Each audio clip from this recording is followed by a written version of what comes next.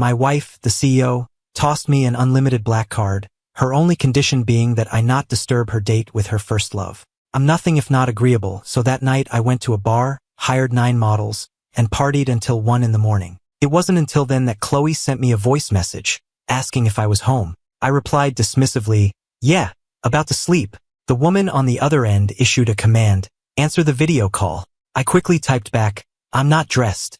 A second later, she sent a picture. "Really? The one who isn't dressed is that little model next to you, isn't she? Touch her chest again, and I'll chop your hand off." I scoffed and hung up. What right did a soon-to-be ex-wife have to tell me what to do? A month ago, Chloe's first love, her childhood friend Julian, returned and made a wager with me. If she chose him over me 9 times, I would lose. I agreed because I had to know if there was any room left for me in Chloe's heart, or if it was all still Julian. The result was me witnessing, time and again, how she would drop me without a second thought to run to her first love's side. Today was the 9th time. All it took was a single phone call from Julian, and Chloe was ready to leave me stranded on the freeway. "Ethan, something urgent came up. I have to go. Can you get out here and grab a cab home?" Without waiting for my reply, ignoring the pouring rain, ignoring the fact that my stomach was in knots, she tossed an umbrella out and left me on the shoulder of the road. As I watched her car disappear, a sharp pain lanced through my heart, and I began the long walk home alone in the downpour.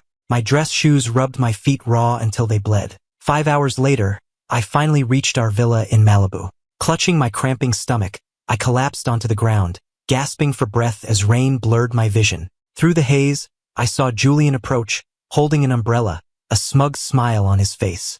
"Hurts, doesn't it? Bet you regret making that wager with me now, huh? You really thought that after all these years, Chloe would have developed some feelings for you. But you forgot, she loves me most. Whatever you two had, it means nothing next to me." I staggered to my feet, my pale face a mask of dead, placid calm. "That was the 9th time. You won. As you wished, I'll divorce Chloe." I stumbled, slowly making my way toward the house. Once inside, I retrieved the divorce papers I'd prepared the day we made the bet, signed my name, and slid them across the table to Julian. "You can have her sign them." Julian raised an eyebrow, a flicker of surprise in his eyes. "Why me?" I said flatly, "I don't want to waste time explaining why. If it comes from you, she'll sign it without a second glance." Hearing this, a smug look crossed Julian's face as he took the papers. He offered some fake consolation. "Don't be too broken up about it. I'll introduce you to a gorgeous girl in a few days." I nodded. "Sure." Seeing me agree so quickly, a hint of shock flashed in Julian's eyes. "You're okay with that? Over Chloe already?" I let out a soft, bitter laugh. "I've only ever loved one person with my entire being, and this is how it ends. I gave her 9 chances, and she made sure I lost every single one. If I couldn't let go now, I'd be pathetic. From now on, I'm living for myself." Just as I finished speaking, the door opened. Chloe, having just returned, froze when she saw Julian. "Julian, didn't I just drop you at the hospital? What are you doing here?" Julian didn't bother explaining that his sprained ankle was a fake. He just smiled, picked up the papers, and walked over to Chloe. "Looking for you, actually. Need you to sign something." Chloe's eyes never left me. Without even glancing at the document, she signed her name right where he indicated. Only after the pen was down did she think to ask what it was. Julian was about to tell her the truth, but then an idea struck him. "It's a very meaningful gift that Ethan and I prepared. You'll find out what it is in a month. Trust me, you're going to love the surprise." For once, Chloe looked curious. But just as she was about to inspect it, Julian handed the papers back to me and got up to leave. The next day, at a college reunion dinner, people greeted me as I walked in. "Ethan, you came alone?" "No, +1. Is Chloe swamped with work?" Before I could answer, Julian, sitting in the center of the group, casually interjected. "She has a meeting this morning that runs until 11. Then she's got to negotiate a partnership this afternoon. No way she had time." Everyone started joking about how well he knew Chloe's schedule. "See, childhood sweethearts know each other best. He knows her schedule down to the minute." Julian swirled the wine in his glass. "Not really. Chloe mentioned it herself when she drove me home late last night." "Wow, you two are still so close. That childhood bond is really something. Good thing Ethan's so understanding. He knows the history between Chloe and Julian and doesn't mind a bit. Besides, if Julian wanted to be with Chloe, it would have happened ages ago. Everyone knows Chloe only listens to him, She's completely devoted. At this, Julian's smugness grew. Yeah, it's actually pretty funny. I told her to go after Ethan, so she did. I even had to push her to get married, to finally make it official with him. To anyone who didn't know better, you'd think I was forcing her into a relationship she didn't want. A shock went through me. I had always believed Chloe had been moved by my devotion, that she had willingly accepted my proposal. Was our entire marriage just another one of Julian's schemes? In that moment, it felt like a weight was crushing my chest, and I couldn't breathe. The conversation in the room continued, but I couldn't take it anymore and excused myself to the restroom. By the time I composed myself and returned, they had started a game. Julian had just lost a round and had to draw a truth card. Name the most devoted person who's ever pursued you, and give examples. As the card was read aloud, my eyes flickered away. Julian smiled, launching into a story. Well, this girl started chasing me when she was 7. It's been almost 20 years now. When she was a preteen, she gave me her family heirloom and told me she'd only ever love me. Every time I started dating someone new, she'd drink herself into oblivion for days. Oh, and for the past few years while I was studying abroad, she flew out to see me every single week. Listening to each detail, a storm churned inside me. While I had been giving my all to our relationship, she was still relentlessly pursuing her first love, and I had been completely oblivious. The pain in my chest was suffocating. The rest of the group was captivated, sighing and pressing for more details. Julian, who is she? Do we know her? She's so devoted, you must have been won over, right? If you two get together, you have to introduce us. Julian shot a sly, knowing glance in my direction and chuckled. All right, I'll bring her to meet you all next month. The words had barely left his mouth when Chloe pushed open the door to the private room, a smile on her face. Why wait until next month for an introduction? Julian, are you finished here? Weren't we supposed to go to that concert? The moment her eyes landed on me, she stopped short, a flicker of surprise and panic crossing her face. Ethan, what are you doing here? I recalled Chloe telling me that morning she'd be working late, until the early hours, and that I shouldn't wait up. So working late meant going to a concert with Julian? I gave a silent, humorless smile and met her eyes. As you can see, I'm at a college reunion. She nodded quickly, immediately changing the subject. Perfect. I'll head home with you then. I pulled out my phone to call a car, my voice steady. No need. I'll get a ride. You two go enjoy the concert. With that, I headed downstairs. I had just reached the curb when Julian followed me out. Upset. Here, I'll give you the concert tickets. You two only have a month left. Anyway, you should make some final memories, or you'll regret it when you're older. My expression was frigid. No thanks. After the divorce, I plan on forgetting the past. We don't have any memories worth keeping. Don't say that. Even though Chloe only got with you because I pushed her, you did take some of the burden off me. It's bad enough you never got her love. It would be cruel of me to deny you even a few memories. As we were about to part ways, neither of us saw the car speeding toward us. It wasn't until the driver laid on the horn that we turned, but it was too late to get out of the way. In that critical second, Chloe lunged forward, shoving Julian to safety. I, on the other hand, was struck by the car and thrown 20 feet, landing hard on the pavement. With a sickening thud, blood trickled from the corner of my mouth. Every bone in my body screamed in agony, and I started convulsing from the pain. It hurt so much. My consciousness began to fade. But before I lost consciousness, I saw Chloe, her attention entirely on a terrified Julian. I don't know how much time had passed before waves of pain jolted me awake. When I opened my eyes, I was in a hospital, and the first thing I saw was Chloe's worried face. Ethan, how are you feeling? You've been unconscious for 2 days. Do you have any idea how worried I've been? I looked at her frantic expression and remembered what I saw before I passed out. It was laughable. In a life or death moment, I wasn't the one she chose to save. I was lying in a pool of my own blood, and she hadn't even noticed I was hurt. She had never truly cared about me, so why would she be worried now? I took a shallow breath, my voice hoarse. I'm fine. Go take care of Julian. Chloe froze, assuming I was upset that she hadn't saved me. She rushed to explain. Julian's fine. You're the one who's seriously hurt. Of course, I'm staying here to take care of you. I just shook my head, said I was tired, and closed my eyes, pretending to rest. Chloe didn't press the issue. She tucked me in, got me some fresh water, and ordered a light lunch for me. Then she took a call, said something urgent came up at the office, and left,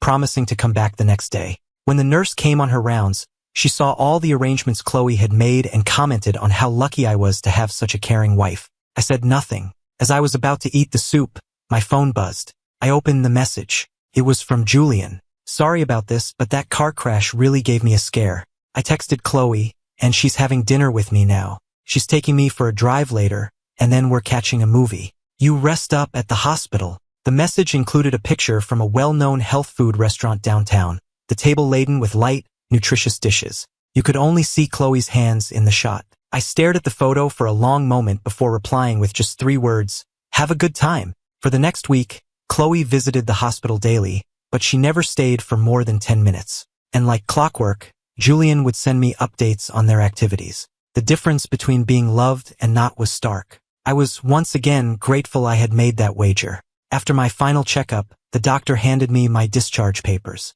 "You're all clear. Just have your wife fill out the discharge paperwork and pick up your prescriptions." I took the papers, my voice devoid of emotion. "She's not my wife. We're divorced." A second later, the door swung open, and Chloe walked in, a look of utter shock on her face. "Divorced? What are you talking about? Divorced?" I hadn't expected her to show up. I faltered for a second. "Nothing. I just meant you've left for the day." Seeing my nonchalant expression, Chloe seemed to relax. "I've been swamped with a new project, working overtime constantly, so I haven't been able to be here." I watched her lie so effortlessly and my eyes narrowed. "If you're that busy, don't worry about coming. I can take care of myself." I meant every word, but Chloe thought I was just being angry. "It's my fault. The project is almost wrapped up. I'll make it up to you and spend more time with you." She then started making arrangements to take me home. She even had her assistant deliver a huge collection of limited edition action figures for me to choose from. Looking at the expensive, detailed figures, I calmly refused. "I've never liked these. The person who likes these is someone else." When I told her I didn't like them, Chloe immediately had her assistant arrange for different gifts. "Then I'll get you something else. What do you want? Watches? A luxury car? I'll buy you anything. Just pick something." I felt nothing as she listed off these expensive items. For 3 years, every anniversary and holiday, she'd send a mountain of gifts. They were all from the same few luxury brands,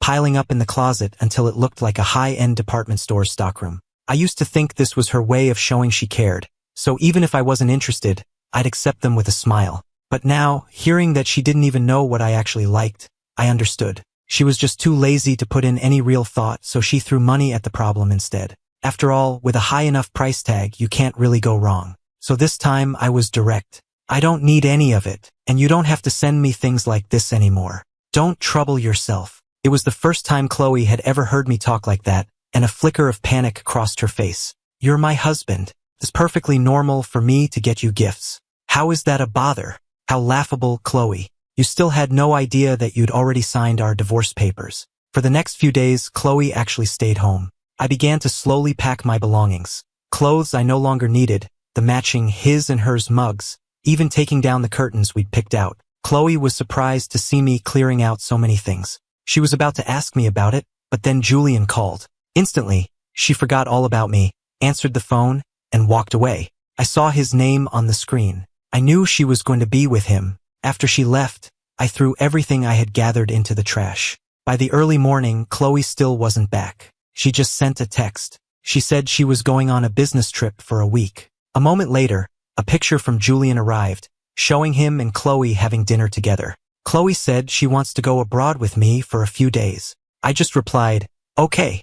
I used the time to pack the rest of my things and plan a detailed trip for myself. Once the plan was set, the first thing I did was book a flight back to my hometown. The airline called to confirm my flight details, and I repeated them back carefully. "The flight I booked is for 1 week from today. Where are you going?" Hearing Chloe's voice, I turned to see she had come back at some point. I avoided her questioning gaze, ended the call, and answered truthfully, "Back to my hometown to see my parents." Chloe nodded without asking more, then produced an exquisitely wrapped gift. "Ethan, you said you didn't like those action figures, right? I picked out a watch for you this time. See if you like it." I made a show of opening it, glanced at it, and set it down. "I love it." My flat response seemed to surprise her. She stepped closer, gently taking my arm, her voice laced with concern. "What's been going on with you lately? I was away for so long, and you didn't send me a single message. Are you feeling down?" When I didn't respond, Chloe assumed I was truly upset and rose on her toes to kiss me. But, for the first time, I pushed her away and retreated into the bathroom. I'm not feeling well today. Not in the mood. Some other time. Staring at my retreating back, Chloe seemed dazed. His stomach had been bothering him for so long. Wasn't it better yet? The following evening, Chloe said she had a surprise for me and led me out the door. When we arrived at the restaurant, a waiter escorted us directly to a private suite on the top floor. As the door opened to reveal a room filled with flowers and candles, my eyes narrowed. Chloe beamed. "Ethan, do you like it?" I paused for a moment before sitting down in silence. Chloe took the menu and ordered a table full of my favorite dishes. When the food arrived, she even peeled the shrimp and cracked the crab for me, placing the meat on my plate. All evening, she desperately tried to keep the conversation going, even reminiscing about when we first started dating. "Remember when we first got together? You'd sit in on my classes every day, and my professor would always call on you. He even pulled me aside once to ask what was going on between us." I was completely unnerved by this sudden display of affection. "What's gotten into you today? I just noticed you've been down lately, and I wanted to cheer you up." Just then, the door to our suite burst open. Julian strode in with a crowd of people, one of whom was snapping a series of Polaroid pictures of us. "Ethan, are you satisfied with your date tonight?" This was a surprise I meticulously planned. Pretty touching, right? Hearing the triumph in Julian's voice, I turned to Chloe and asked my question again, my voice trembling this time. "Did you arrange this?" Chloe, oblivious to the tremor in my voice, shook her head and smiled towards Julian. "No, it was Julian's idea." "What's wrong?" Julian beamed, looking incredibly pleased with himself. "That's right. I heard Chloe bailed on your anniversary dinner, so I suggested this to her. The restaurant, the flowers, the candles, the menu, the fireworks, all my recommendations. Guaranteed to be an unforgettable night." "Oh, and did you get the watch? I spent ages picking that one out. Do you like it?" So this was all Julian's doing too. No wonder Chloe had been so attentive. My mind flashed back to all the things Julian had done in college to push us together.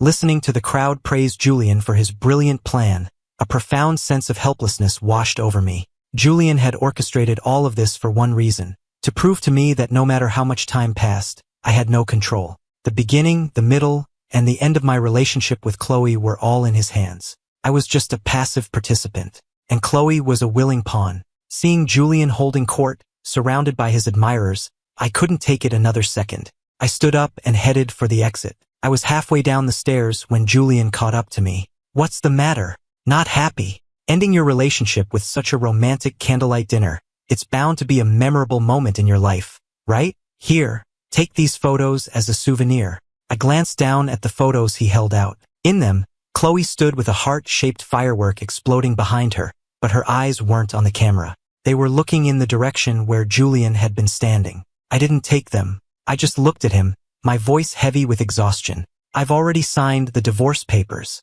I'm letting you have her. What's the point of all this?" "No point. I thought you'd be touched." "Well, if you don't like it, we won't do it again. Not that there'll be another chance, anyway." Julian laughed and turned to leave, but just as he did, the large light fixture directly overhead came loose. I instinctively threw my arms up to cover my head, but then I saw Chloe rushing forward as the fixture crashed down, knocking me to the ground. A pained groan escaped my lips. I trembled, trying to call for help, but all I could see was Julian, crying, as he helped Chloe to her feet. She was covered in blood, too. "Chloe, why were you so stupid?" My head grew heavy, my vision blurred, and I finally gave in and lost consciousness completely. When I woke up, Julian was there. He placed a birthday invitation on the bedside table. 6 days from now is the end of your and Chloe's mandatory cooling-off period for the divorce. It's also her birthday. I plan on officially asking her to be with me then. She's so in love with me. She'll be thrilled with a surprise like that.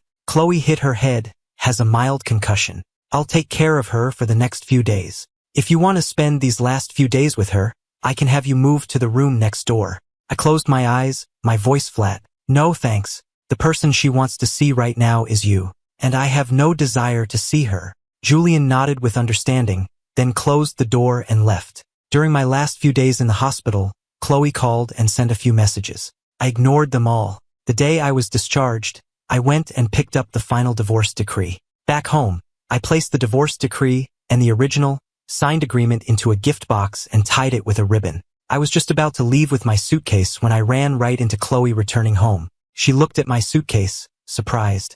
"Ethan, it's my birthday. I was about to take you to my party." "Where are you going?" I lied without missing a beat. "I have to catch a flight, back to my hometown. The tickets for today." I turned, picked up the gift box from the table, and handed it to her. "I got you a birthday present. Happy birthday." "I have to run. I'm in a hurry." Without waiting to see her reaction, I walked out the door, hailed a cab, and went straight to the airport. Watching my hurried retreat, Chloe felt her eye twitch, a strange sense of panic rising in her chest. Her first instinct was to call me back, to ask me to change my flight, to at least stay for her birthday party. But just as she took a step, her phone rang. It was Julian. "Chloe, the party's about to start. Where are you? I've been planning this for ages, and I have a huge gift for you." After a moment of hesitation, she got in her car and left. The gift box I'd given her was tossed carelessly onto the passenger seat, unopened. She pushed open the doors to the hotel ballroom to find it packed and buzzing with energy, people mingling and drinking. The moment Julian saw her, he hurried over. "Chloe, you made it." Chloe nodded, her expression softening. "You said you had a surprise for me?" Julian grinned. "Oh, Chloe, you're going to love this surprise." With that, he strode to the stage, took the microphone, and his voice boomed across the hall. "Welcome, everyone, and thank you for coming to celebrate Chloe's birthday. Today is a special day, and not just because it's her birthday. I have two pieces of good news to share. First, congratulations to Chloe on her divorce. She's leaving the past behind and embracing a new future. And the second piece of good news is that, right here, tonight, I am going to officially ask Chloe to be with me.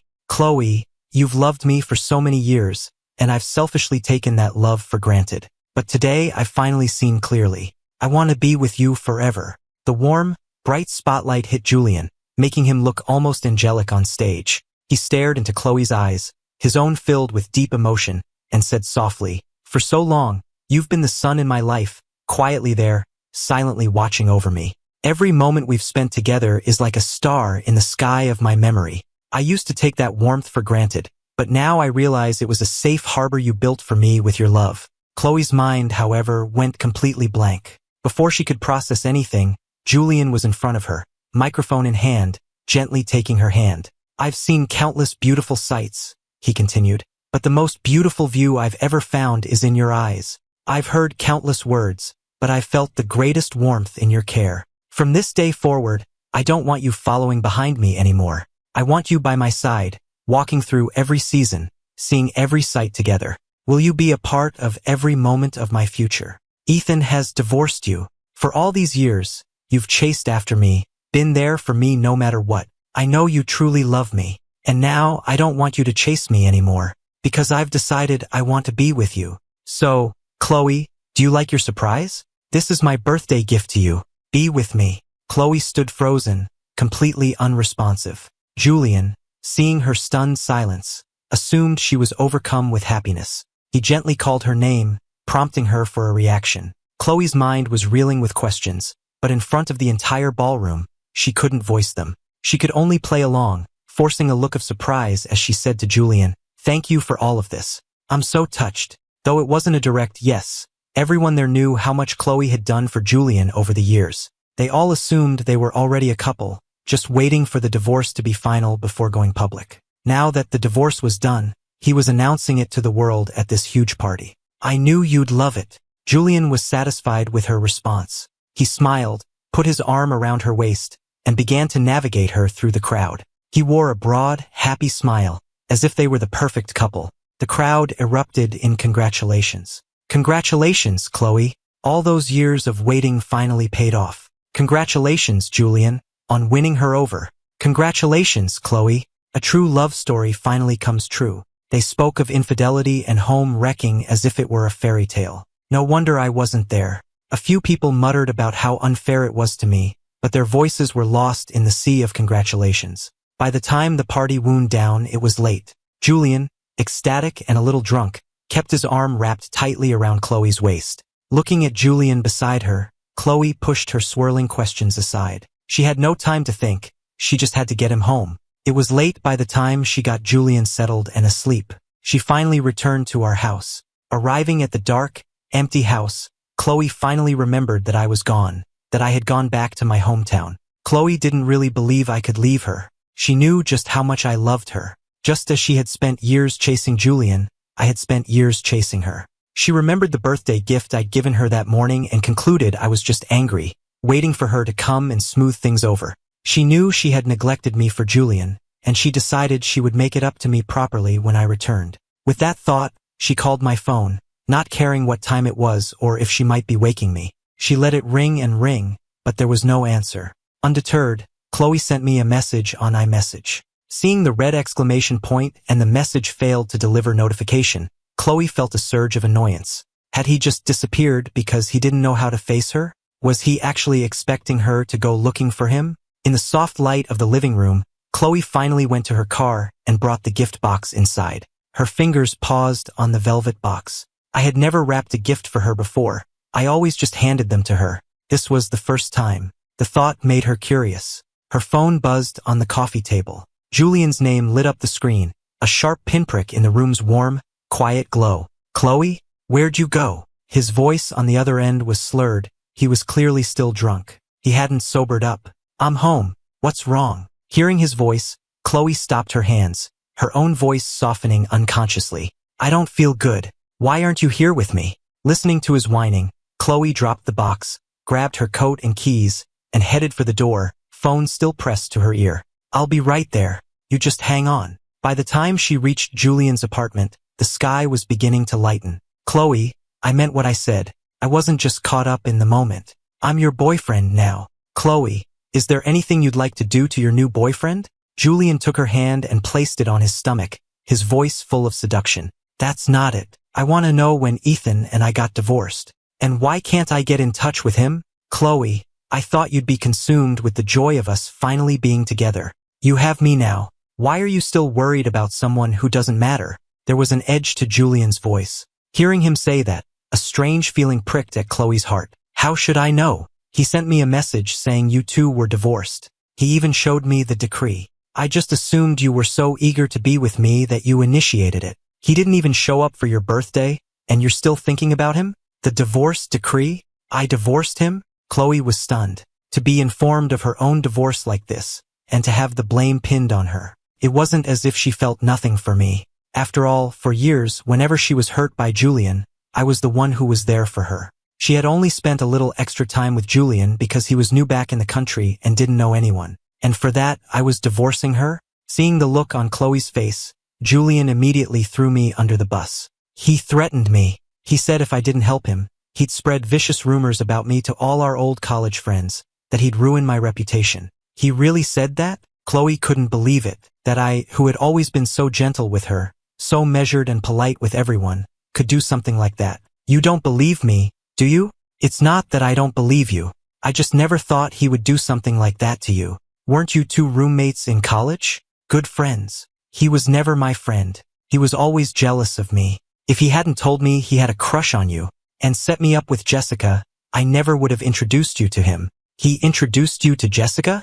Julian had successfully changed the subject. His ploy successful, Julian spared no effort in destroying any good impression Chloe might have had of me. He couldn't stand the thought that after all our years together, Chloe might still have some lingering feelings for me. He was the one who introduced me to Jessica. Then he forced me to introduce you to him to push you two together. He threatened to convince Jessica to break up with me if I didn't. He tricked me so badly back then, I didn't even know my own heart. The sun beat down on the colorful landscape of Sedona, Arizona. Though the pain of the divorce still lingered in my eyes, it was overshadowed by something else. Hope for a new life. Fresh from a failed marriage, I had come to this place of mystery and tranquility to heal. Sedona welcomed me with its warm sun and vibrant, otherworldly landscapes. I wandered the town, a gentle breeze rustling my hair, the desert wildflowers swaying in the wind. Sunlight streamed through the leaves of the cottonwood trees, dappling the ground with light. Felt like stepping into a painting. I explored the Tlaquepaque Arts and Shopping Village, its unique galleries and courtyards a feast for the eyes. I marveled at the diverse desert flora, a testament to nature's resilience. The blend of Native American, Mexican, and Southwestern art felt like a journey through the region's rich history. I had spent so many years revolving around Chloe that I'd forgotten what it was like to travel, to just relax and be myself. This divorce was my chance to finally see more of the country's beautiful landscapes. My first stop was here, in the heart of Arizona's Red Rock country. When I was with Chloe, I'd mentioned wanting to travel so many times. I told her I wanted to come to a place like Sedona, to hike the trails and feel the vastness of it all. But she was always too busy, always had no time. She never once said yes. It wasn't until that reunion that I learned her being busy was just an excuse to free up her schedule to fly overseas and be with Julian. I hiked out to Cathedral Rock, and the moment I stepped onto the trail, I felt like I'd entered a kingdom of stone. The massive red rock formations rose around me, some like towering sentinels, others like graceful dancers frozen in time. I walked among them, running my hand over the weathered sandstone, imagining the millennia of stories they held. The local legends spoke of great love and sacrifice, and I found myself moved, imagining the timeless human dramas that had played out against this epic backdrop. I spent days exploring the different trails and vortex sites. I walked the dusty paths, the crunch of gravel under my boots the only sound, as if the land itself was whispering ancient stories. The local shops were filled with turquoise jewelry and beautiful crafts. I wandered aimlessly, letting my mind get lost in this beautiful, peaceful world. I found a spot overlooking a serene creek, the distant red cliffs meeting the clear blue sky in a breathtaking vista. The landscape felt like a giant, perfect mirror reflecting the sky. The water in the creek was crystal clear, sparkling in the sun. I rented a mountain bike and rode the trails, the dry, clean air on my face feeling incredibly freeing. The distant mesas rose majestically, their peaks shrouded in a light haze, looking like something out of a dream. Near a hidden spring, wildflowers bloomed in a riot of color, and butterflies danced in the air. I closed my eyes, soaking in the peace and beauty, feeling like I was part of the landscape itself. I took a deep breath, hoping the clean air could clear the lingering shadows from my heart. I couldn't believe I'd given up so many years of my freedom for someone so unworthy, waiting in a house for a person whose heart was always somewhere else. Looking back on it all, I sat on a rock overlooking the canyon, staring into the distance. A hawk circled on the thermals, effortlessly riding the currents, and I felt that my own turbulent heart would eventually find that same peace. Before I knew it, the sun began to set, painting the sky in brilliant strokes of orange and purple. I walked along a ridge, the red dust under my feet glowing in the last light of day. My shadow stretched long before me, and it felt like the start of a new chapter, one written just for me. Chloe and Julian already felt like a distant memory, hazy and indistinct, as if veiled in mist. My journey ended in a small, artsy town nearby, its main street bustling with galleries and shops selling local crafts. I strolled down the charming main street, admiring the beautiful artwork and soaking in the unique, creative atmosphere. A street musician played a lively tune, and a few locals were dancing, their faces filled with simple joy. I felt myself infected by their happiness, tapping my foot to the rhythm. At night, the town was aglow with warm lights, which reflected beautifully in the small creek that ran through it. I found a small bar with a patio by the creek, listening to a live singer and sipping a local craft beer. A sense of contentment and peace filled me. I realized I hadn't thought about Chloe or Julian in days. It was a good feeling. A little buzzed from the beer, I decided to take a walk to clear my head. As I passed a small courtyard, a light rain began to fall. I leaned against a weathered wooden gate, the alcohol making the streetlights on the wet pavement blur into soft halos of light. I reached out to catch a drop of water from the eaves, and the cool touch on my skin was a sharp contrast to the warmth of the alcohol in my system. Around the corner, an orange porch light flickered on, illuminating a gate entwined with climbing roses. The gate was slightly ajar. A small, hand-carved sign that read, "The Listening Post," glistened in the rain. I stumbled inside. From behind a large bush, I heard the delicate clink of ceramic. "Ethan, do you need a towel?" The gentle female voice made me jump back a step. A beautiful hand extended toward me, holding a towel. Under a covered porch, a woman in a simple, elegant dress sat in a wicker chair. Her pale fingers rested on a ceramic mug. The mist and rain softened her features, giving her an almost painted quality, like a delicate piece of porcelain, beautiful but fragile. "How do you know my name?" I clutched my damp jacket. The woman, Maya, coughed as she sat up straighter. The sleeve of her dress slid down, revealing a wrist so slender I could see the faint blue of her veins. "Freshman orientation week. You played drums at the welcome concert. You were amazing." Her fingers nervously twisted the fabric of her dress. "You just had this energy." It was hard to forget. She blushed as she said it. In a flash of lightning, I saw that her face was bright red. Maya was happy. I didn't remember her at all, yet she had remembered me all these years. It was only when I started dating, and then got married, that she finally stopped keeping track of me. When I got back to my hotel, Maya was already on the phone with her assistant, telling him to find out immediately why I was in Sedona by myself. Back in her own place, Maya couldn't sleep. She hadn't been nearly as calm as she appeared in front of me. In fact, she'd had to concentrate just to keep her heart from pounding out of her chest. Her phone chimed with a message from her assistant. Reading it, a smile spread across her face. He had learned that just a few days ago, at Chloe's birthday party, her first love had publicly announced our divorce and then professed his love for her. The full details would have to wait until morning. I was divorced. Her chance had finally come. It was the best news she'd had in a long time. I hadn't dreamed in ages, but that night I did. I dreamed I was back in college before I'd met Chloe. I was in the cafeteria, my meal card was missing, and my phone was dead. Just as I was standing there awkwardly, a beautiful hand reached past me and swiped a card. The fingers were long and slender, exactly my type. I've always had a thing for hands, and I was momentarily mesmerized. By the time I snapped out of it and turned to thank the person, all I saw was her back as she walked away. When I woke up, I remembered Maya's hand from the night before, how beautiful it was. I was startled to find myself thinking about a woman I'd just met. I felt my face flush and tried to shake the thought away. I splashed some water on my face, then stepped outside. The sky was a brilliant, cloudless blue, and the air was filled with the scent of desert flowers. It was a perfect day. Walking through the quiet morning streets, I felt a deep sense of peace. Fancy seeing you here. Seeing Maya walking toward me with a greeting, I blushed. I had just been thinking about her. Speak of the devil. What a coincidence. You're out and about too. The moment the words left my mouth, I realized how stupid they sounded. It was too late to take them back, so I just offered an awkward smile. Maya felt a pang of disappointment as I left after only a brief exchange. By the 10th time I ran into Maya that day, I had to laugh. 3, 2, 1. Fancy seeing you here.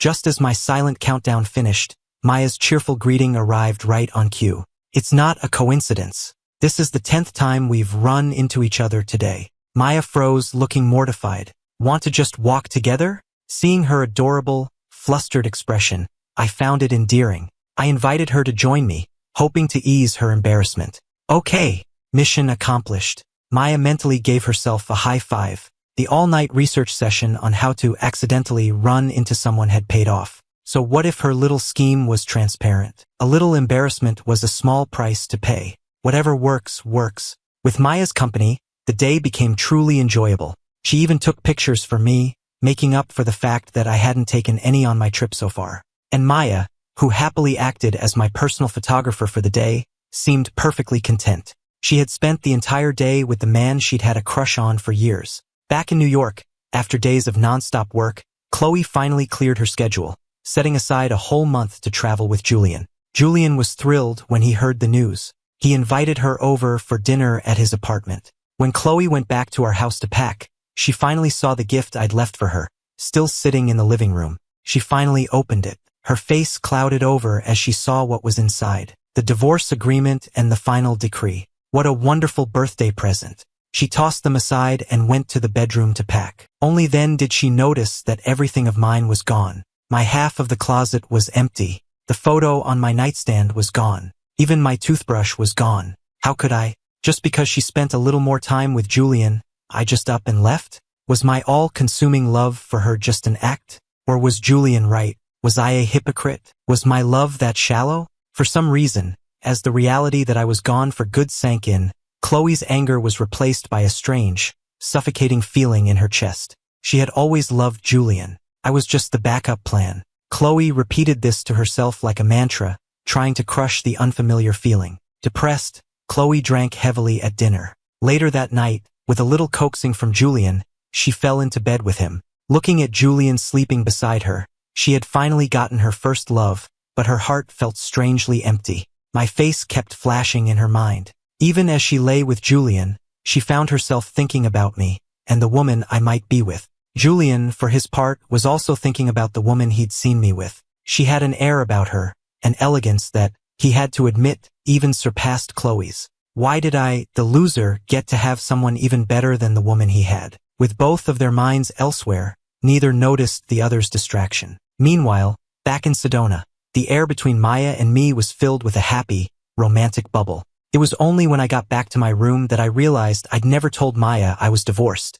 How did she know? I decided it was better to just ask her directly instead of speculating. I called her. "Ethan, is everything okay?" She sounded happy to hear from me. "I never told you I was divorced." "How did you know?" I asked her straight out. Maya, who had hoped I wouldn't notice, sounded a little sheepish. "Ethan, wait there. I'm coming over." While I waited, I tidied up my hotel room. We were just starting something, and I wanted to make a good impression. I didn't have to wait long. There was a knock at the door. I let her in and waited for her explanation. "I'm sorry, Ethan. The first day I saw you, you were all alone, and I was worried. So I asked around, and I heard that you were divorced. Please don't be mad." Maya looked at me with wide, pleading eyes, putting on a cute, pouty face she'd probably seen online, hoping it would work. "I'm not blaming you. It just occurred to me. You know, I just got divorced." Seeing her put on this cute, pitiful act, I couldn't be angry. In fact, I found it incredibly endearing. "I know you just got divorced, and I know I'm taking advantage of the situation, but it's only because I like you so much." Maya, sensing I was about to downplay things, cut me off. She didn't want to hear me put myself down. "To me, you're the best. In love, I have nothing and know nothing. I know I'm not the first person at the station of your heart, but you are the most important person in my life. The most important. Whatever kind of life you lead, I want to be there with you. Wherever you go, I want to be by your side. Even if you told me to my face that you don't love me anymore, that you don't want me, it wouldn't be enough to tear us apart." Hearing her confess her feelings so openly again, I was once again floored by the depth of her affection for me. It's hard to remain unmoved in the face of such sincerity. So instead of pushing her away, I gently pulled her into a hug, letting the action speak for my own feelings. During her long, sleepless nights, the sheep she counted to fall asleep had all started to look like me. When Maya woke up the next morning, the memory of us confessing our feelings to each other brought a huge smile to her face. She jumped out of bed, eager to see me. When she opened her door, she found me standing right there, holding a bouquet of gardenias. Gardenias. They mean eternal love, a lifetime of devotion. The sweet scent of the flowers filled the air, but to Maya, the most beautiful thing she saw was the smile on my face. "Good morning, Maya. I thought about it all night. I know I can't immediately match the intensity of your feelings, but I have decided to be with you, and I promise to give you my whole heart, and to work every day to show you that I can love you just as much. I hope we can spend the rest of our lives together, hand in hand." I'd been rehearsing the words all morning, and the moment she opened the door, they all came tumbling out. I stood there, waiting for her response. When she didn't answer right away, I looked up and saw that her eyes were red and brimming with tears. I panicked, wanting to comfort her, but I was at a loss for words. Before I could figure out what to say, she wrapped her arms around my waist and said softly, "Thank you for the flowers." "Oh, what am I going to do? I think I love you even more today than I did yesterday." Seeing me standing there with flowers first thing in the morning felt unreal to her. Only by holding me tight did the feeling start to fade. I ended my solo trip and decided to stay in Sedona with Maya while she focused on her health. By the time we returned to New York City, winter had arrived. A heavy snow was falling on the city. Even before the first flakes, a deep chill had settled over the bustling metropolis. The sky was a heavy, oppressive gray, silent and still. The bare branches of the trees lining the streets shivered in the wind, stark against the darkening sky. A few stray leaves swirled weakly in the air before settling on the ground. The moment I stepped out of the airport, the biting wind gave me goosebumps. Thankfully, the walk to the car was short. I've always loved the snow. Growing up in a warmer climate, I still remember the thrill of seeing my first real snowstorm when I came to New York for college. It was as if the entire world had been put on mute, the only sound the soft hiss of falling snow. The flakes, each unique, wove together in the air to form a magical white curtain. It covered the ground in a thick white blanket. It coated the tree branches in a layer of crystalline silver. They looked like they were made of crystal. It settled on the rooftops of the old brownstones, making them look even more stately and timeless. The few people on the street were bundled up, hurrying along to escape the biting cold. After our return, things began to change for Chloe and Julian. Chloe stopped indulging Julian's every whim. Ever since that party, when Julian had thrown a fit and she'd had to calm him down, she had snapped at him, "Can you stop being so childish? Why can't you be more considerate, like Ethan? It was like a switch had been flipped. The things she used to find charming about Julian now just annoyed her. She couldn't help but compare him to me. When she traveled for work, I would always pack her a bag with toiletries and her favorite snacks. I was always asking if she was tired. Julian, on the other hand, never helped her pack and only ever asked her to bring him back expensive designer things, treating her like his personal shopper.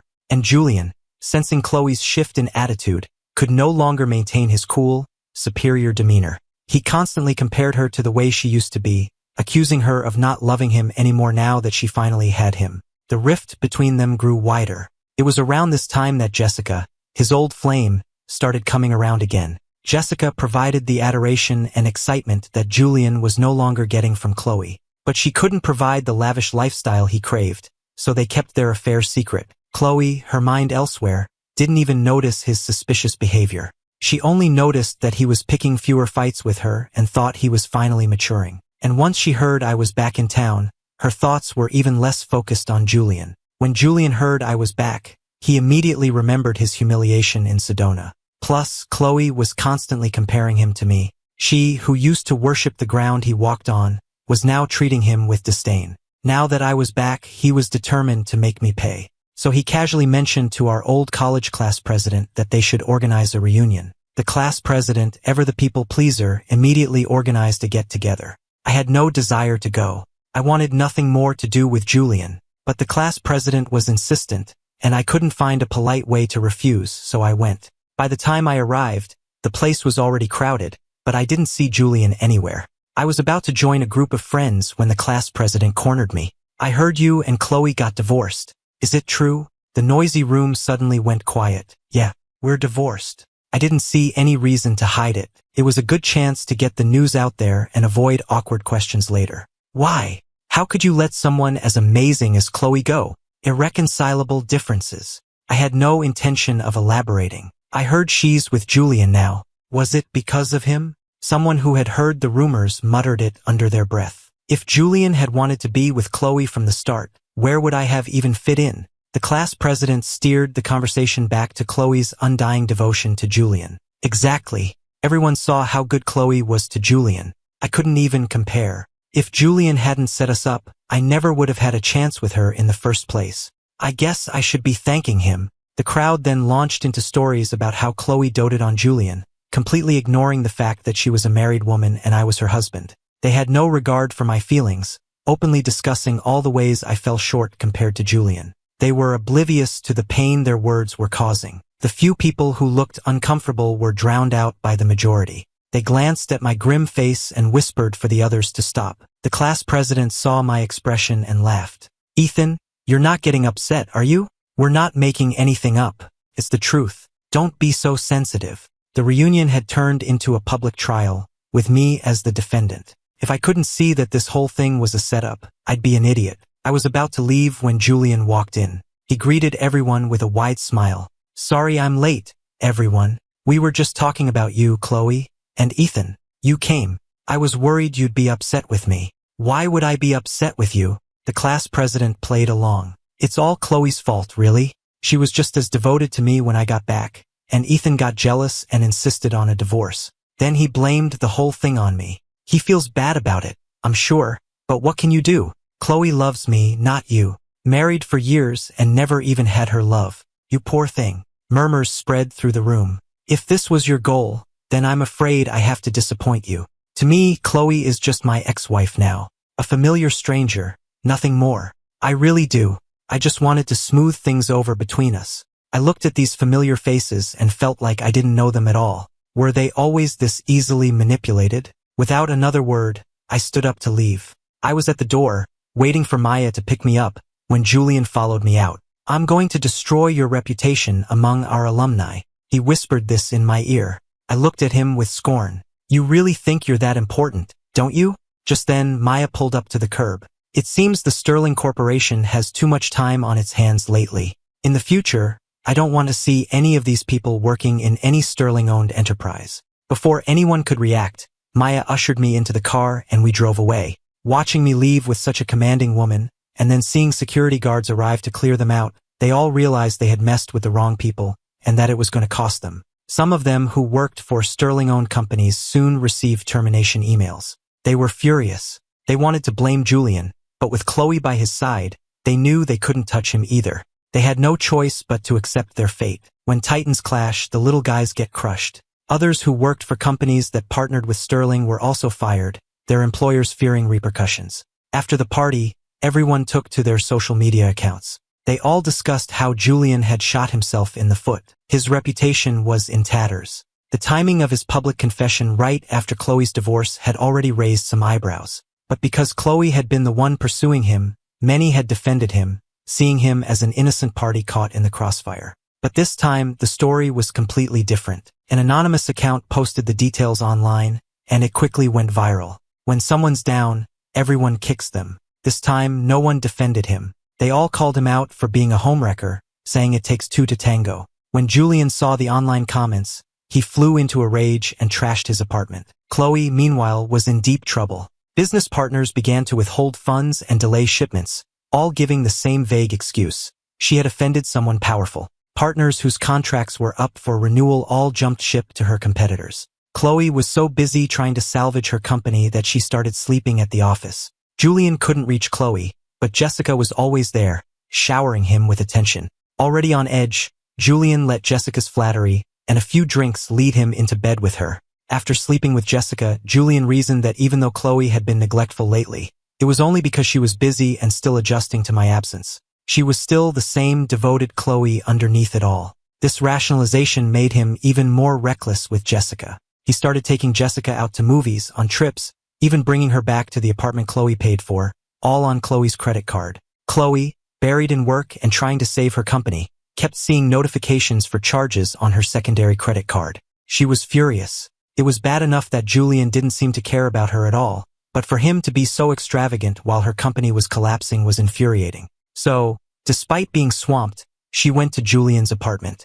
The moment she opened the door, she was greeted by a trail of discarded clothing, and the unmistakable sounds of two people having sex coming from the bedroom. In disbelief, Chloe walked to the bedroom and pushed open the door. There were Julian and Jessica, naked and still going at it. Seeing Chloe, Julian panicked and fumbled for the sheets to cover himself. In his panic, something went wrong, and he found himself stuck inside Jessica. The sight of it all was too much for Chloe. She fainted on the spot. 2 ambulances were called, one for Chloe and one for the still entangled Julian and Jessica. They couldn't get dressed, so the paramedics had to wrap them in a sheet to transport them. Getting caught cheating is one thing. Getting caught and being physically stuck together is another thing entirely. All eyes were on them, and of course someone filmed the whole spectacle and posted it online. It went viral instantly. The internet had a field day with the memes. People who knew them filled in the backstory for the online audience, including the whole saga of the childhood sweethearts, the divorce, and the homewrecking. The video from Chloe's birthday party was also leaked. So the guy who got stuck was the same one who stole his roommate's wife, and now he was cheating on her with someone else only to be caught by her. People didn't know whether to laugh at Chloe for getting what she deserved or to pity her for being so foolish. The 3 people at the center of the storm, still at the hospital, were oblivious to their newfound internet fame. The first thing Chloe did when she woke up was cancel Julian's credit card. She cut off all financial support to his family and had him evicted from the apartment she was paying for. She had her assistant handle everything. She refused to see him. Julian's family, due to his father's bad business decisions,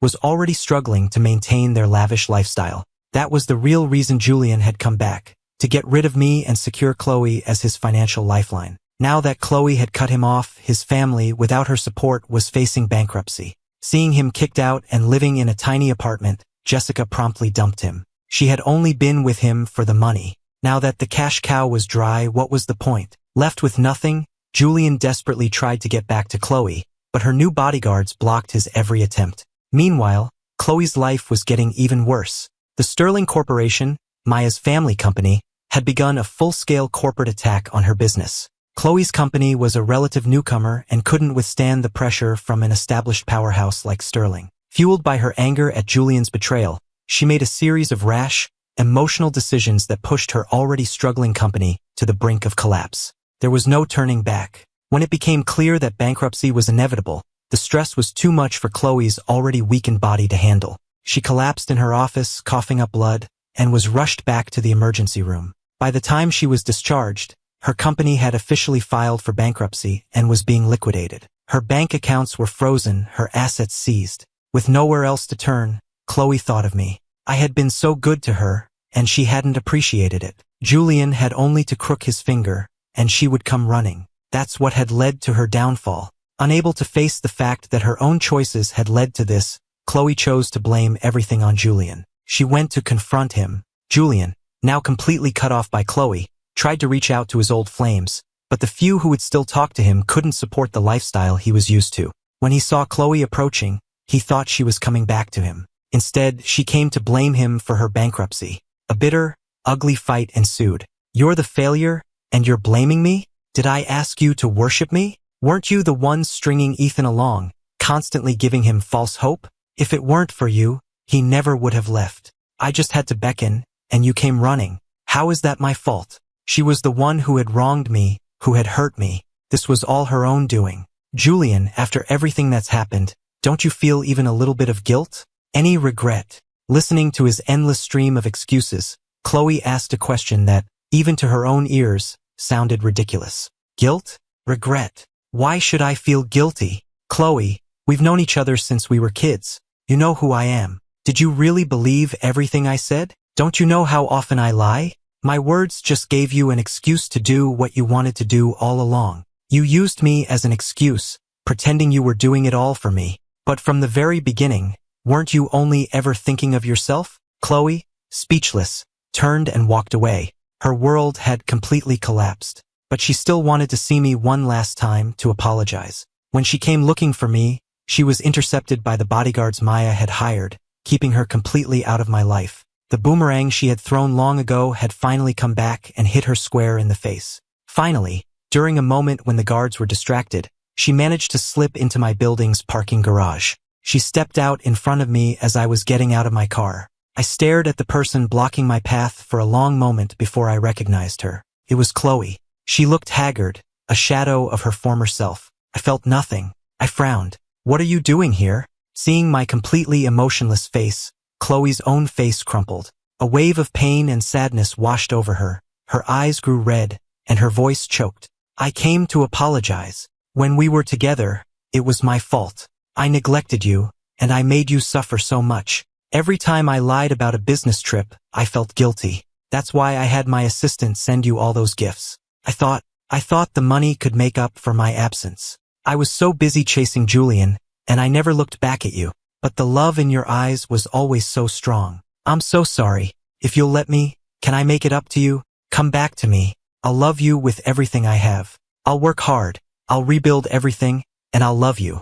Listening to her tearful, passionate confession, I felt nothing but disgust. If she weren't broke, if Julian hadn't betrayed her, if she hadn't lost everything, she would never be saying these things. She just wanted someone to love her unconditionally, without ever having to return that love. Did she ever really love Julian? Probably, but it was more of an obsession, a fixation on what she couldn't have. That's why, after she finally got him, it didn't take long for her to start thinking about me again. Once she had him, the obsession faded. The prize was no longer so valuable once it was won. Understanding this, the final weight lifted from my shoulders. They were the ones who didn't know how to value something real.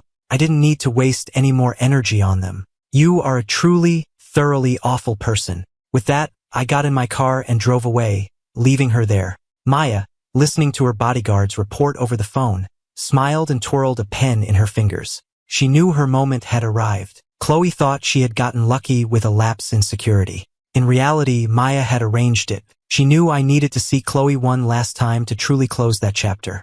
The downfall of Chloe and Julian was her handiwork. She was tired of them buzzing around me like annoying flies. They weren't a threat, just an irritation. Julian has recently gotten involved with a low-level mobster.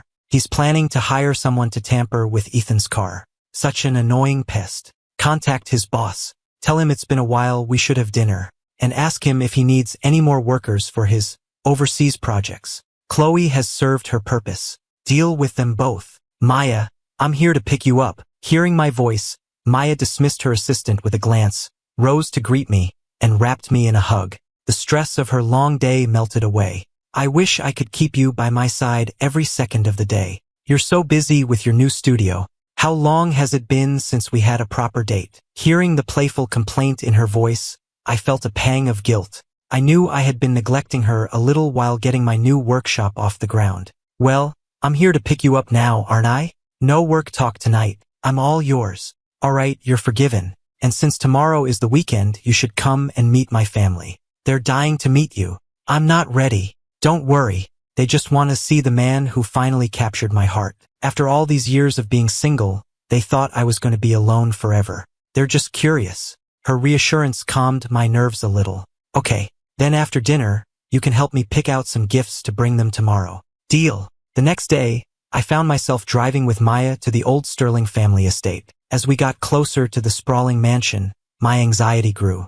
I'd met a partner's parents before, but this felt completely different. Maya, I'm divorced. What if they don't like me? Don't worry. I've told them everything. They feel terrible about what you went through. My family is wonderful. You have nothing to worry about. Her words soothed my frayed nerves. When we arrived, a handsome, elegantly dressed couple was waiting for us at the door. They were both smiling warmly at me.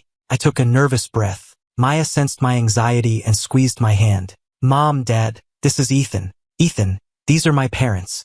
It's a pleasure to meet you both. I wasn't sure what you'd like, but I brought a few small gifts. I hope you like them. Ethan, we've heard so much about you from Maya. You didn't have to bring anything. Just having you here is enough, her mother said with a kind smile. Your grandparents are waiting in the living room. They wanted to greet you at the door, but at their age, I told them to wait inside. I hope you don't mind. Maya's mother explained, her face full of warmth. Grandma, Grandpa, this is Ethan, the boyfriend I'm always telling you about. Her grandparents greeted me with equal warmth and enthusiasm.